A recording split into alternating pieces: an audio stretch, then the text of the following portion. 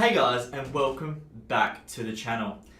Today I'm going to be continuing this series on the Gold Coast Suns and talking about them from week to week, whether it's players, issues involving the club, and how they're playing during the week.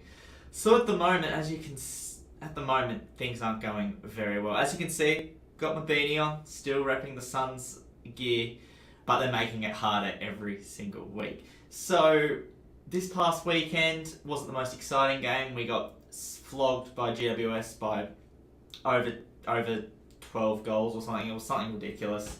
I sat there and watched it till about 3/4 time, and then I just couldn't put myself through it anymore and had to turn off and enjoy the lovely Manchester weather. So last week I sort of sat down, I had a bit of a massive rant that went for about 10 minutes and it took a lot of my time. And one thing I tried to say was, can they just show a bit of fight?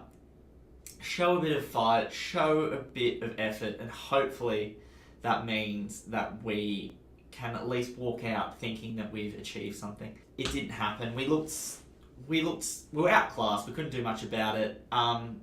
We just didn't have the talent. Unfortunately, the Suns players, some of them tried. A few tried. Dustin McPherson was one that tried again.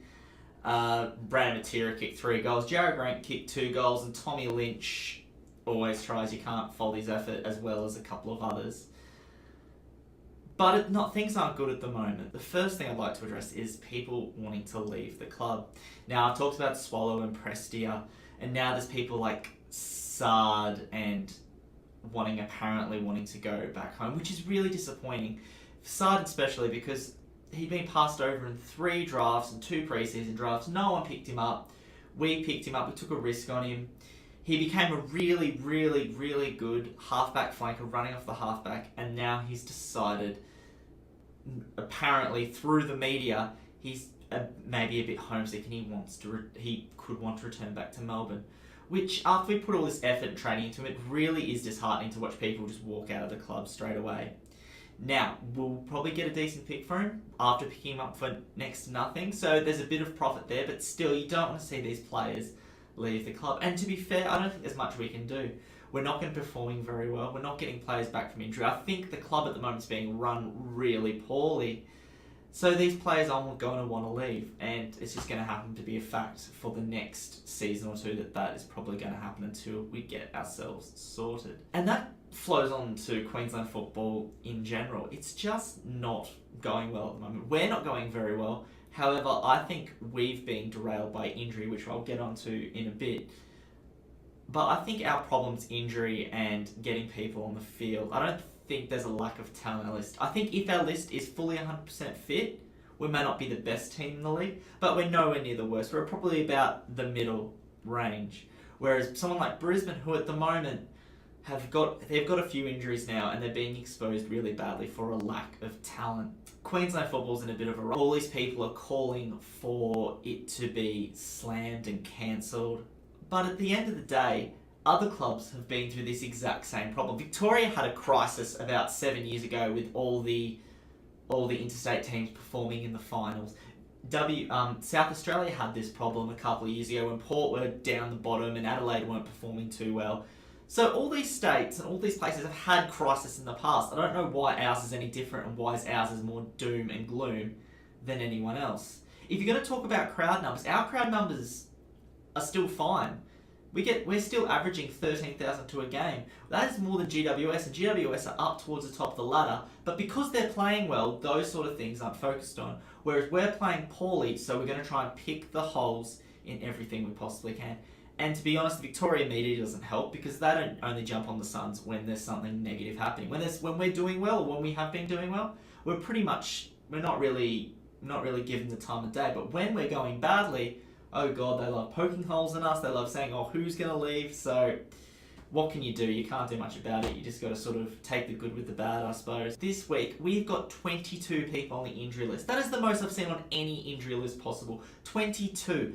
I do not know if we just got bad luck, whether we're poorly medically maintained, or we built Metricon on an Indian burial ground. But for some reason, we keep getting all these injuries. We've got 22 this week. Now, admittedly, half of those are tests, so they might get up or they might not get up. But still, I don't want to be testing 11 people for the upcoming round. I want everyone coming into the round cherry ripe, ready to go. But we're going to have people walking out there with niggles, with issues. We're struggling to field a team. We're almost to the point is we can't field a full 22. So there's going to be players that are rookie listed players. There's going to be players that are nowhere near ready enough to be playing AFL football. But guess what? They're going to have to play because we haven't got the numbers. So we're going to be in for a couple of rough weeks until at least the bye. If we sustain no more serious injuries to the bye, after the bye, we're looking pretty healthy, and that's where we can reset our season. We go, look, we're probably not going to make finals, but let's have a red hot crack towards the end of the season. Let's see how many wins we can get. Can we get towards 8, 9, 10 wins, and we can sort of build off for that for next season. Keep everyone fit, keep everyone on the field, and then get a few players in through the academy, and then next season we can have a red hot crack. So this week we've got the Adelaide Crows, who are doing very well at the moment. Regardless, they're about they're in the middle. They've same wins as losses. I think it's about 4-4.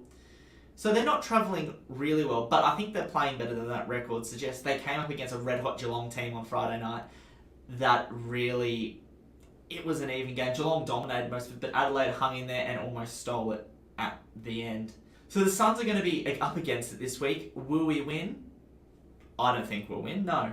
To be fair, if I was tipping, I'm not tipping this year, but if I was tipping, I would say the Suns are less than a 20% chance to win, probably less than a 10% chance to win. But I'm not rating at the moment. With the amount of injuries, I'm realistic. We're not going to win a lot of our games. But what we can do is, as I said last week, let's just get in and have a go. If we can keep the margin under 40 points, I'll be pretty happy with that. But we've just got to find some way to hang in there, whether it means we flood the defence so we don't concede that many points. Gary, he's injured again. So he had a concussion, so he's unlikely to come in this week. So we're going to have a really, really undermanned midfield, which is sad. But at the same time, you got to look at it. You got to try and look at a positive on it. It's going to give other people a chance. So we'll see how we go. I'm not confident, but I'm always excited to watch the Suns play. I'll be getting up early in the morning. I think about 5 o'clock it starts over in Manchester. And I hope if you're a Suns fan that you do too and you get behind the team. Thank you for watching. Like and subscribe to follow all my content. As you saw before, earlier this week I released a Hearthstone video doing a bit of a vlog about what's going on with my life. If you're interested in that, please go give that a watch. Hope your team play well on the weekend. Hopefully they play better than mine. And I'll see you guys later.